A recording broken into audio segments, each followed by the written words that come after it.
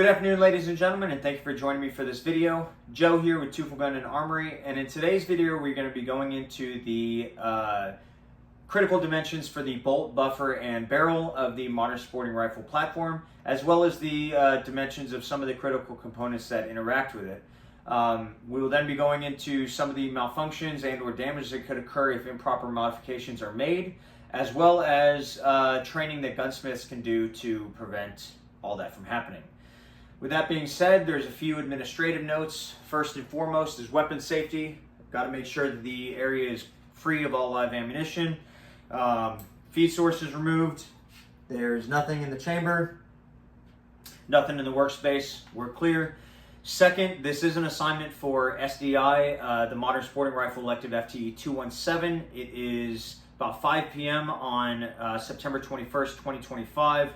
And lastly, for this assignment, I'm going to be using my current build that I'm working on. It is a 6.5 Grendel build, which was easier than moving around all the parts and trying to bring down the 308 in its spot without damaging things. So that being said, some of the measurements will be different than, say, the 308 or the 5.56. These measurements will be for the 6.5 Grendel, but the assignment is still the same.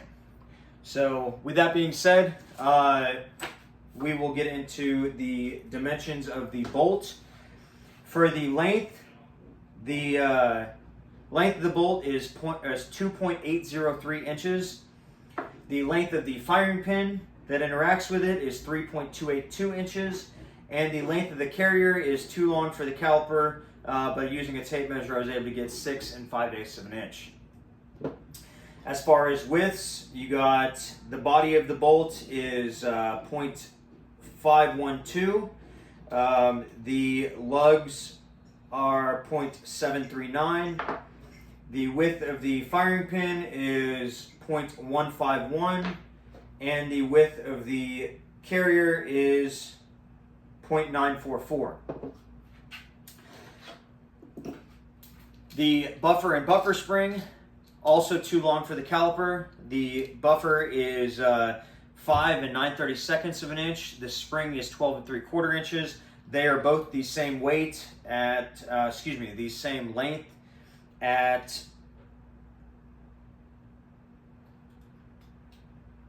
0.713, which is just shy of 3/4 of an inch. And the weight of the buffer is 5.15 ounces. As far as the barrel, it is totally up to the operator and what they plan to do with the rifle. This one is a 22 inch, but they make AR barrels from like 4.5 inches all the way up to like 24 or 26 inches. So the overall length is typically up to you and what you are using the rifle for. As far as the barrel diameter, looking at a width of 0.746. And at the muzzle, the bore is 0.258. So those are the measurements. Now we can get into the malfunctions and potential damage. And with the illustrious history of the modern sporting rifle platform, it's seen its fair share of malfunctions, from failure to fire, failure to feed, failure to eject or extract. I mean, many things. So with the bolt itself, some of the damage that can occur is locking and unlocking of the lugs, feeding, extracting. They're over use and not maintaining the rifle as well as you should.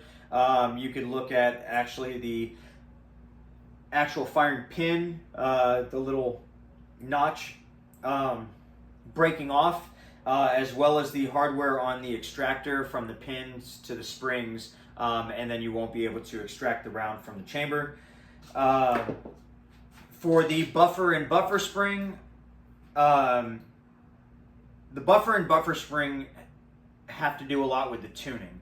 And the weight of the actual buffer itself, if it is too heavy for the round that you're shooting, it will cause feeding issues and cycling issues for the platform as a whole, because that those expanding gases won't have enough energy to push the buffer back if it's too heavy. Likewise, if it's too light, it'll shoot back forward super quickly, and cause issues in the cycling and feeding that next round, and whatnot there. The barrel, really damage to the throat. The feed ramps are big ones. If you should, for whatever reason, decide to shorten your barrel, if it's recrowned incorrectly, that could throw off accuracy. If you ding up the current muzzle crown that you have, that could also throw off accuracy. Once again, maintenance is key. If you're not cleaning out the inside of the barrel, if it's not chrome lined especially, you can get buildup, and then buildup leads to rust, and rust leads to garbage accuracy. So yeah, that's the damages and possible malfunctions associated with improper modifications and lack of maintenance. As far as the training that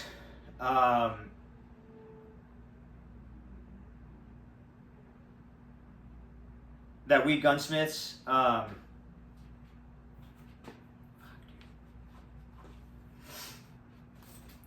so yeah, that's the damage that can happen, the malfunctions that can happen with improper modifications and or improper maintenance. Some of the training that we can go through as gunsmiths can be anything from working under another gunsmith and learning tips, tricks, and tools of the trade. We today have so many more resources that the gunsmiths of yesteryear don't have. We have the internet, we have YouTube, we have a bunch of manuals, most of which are written by gunsmiths of yesteryear. And so we have many different things that we can use to prevent improper modifications, and it's just all depends on is the gunsmith willing to continue to learn. So with that being said, thank you for watching this video. Be sure to like, comment, subscribe, and I'll see you next time.